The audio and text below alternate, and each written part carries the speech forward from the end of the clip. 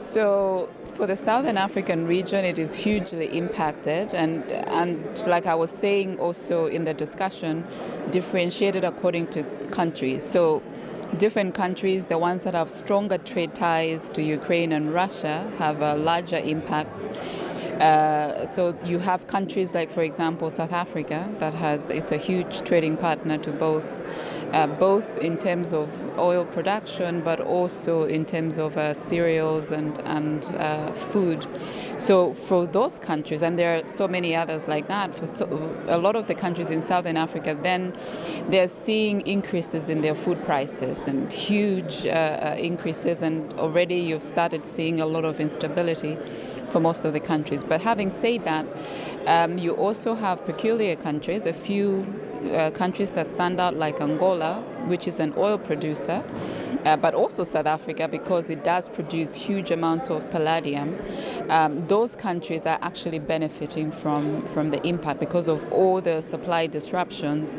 They're able to supply to a lot more and therefore have a better balance of payment, or a lot more money in their pockets because of the same.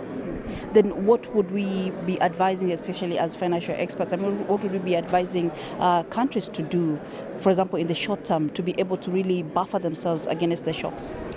So one of things that we have actually a few policy responses that as ECA we've been advocating for is to ensure that countries in Africa are actually self-sufficient, both in terms of agricultural production, because we do still, if you look at our import bill, we still import a lot of food from outside of the continent.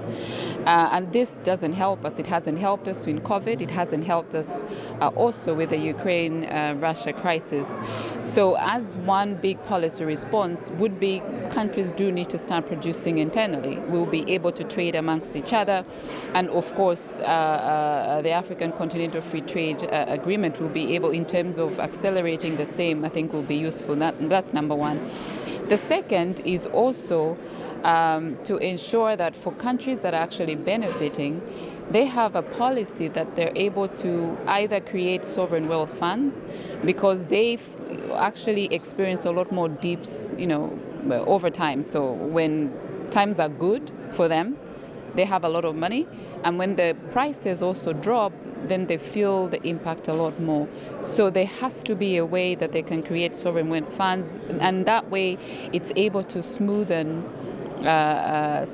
their consumption over time without feeling the pinch. So the Angolas that are benefiting right now, or South Africa in terms of palladium, they have to be able to ensure that they're creating those sovereign wealth funds, and therefore ensure that they're not hugely impacted in times that are not good.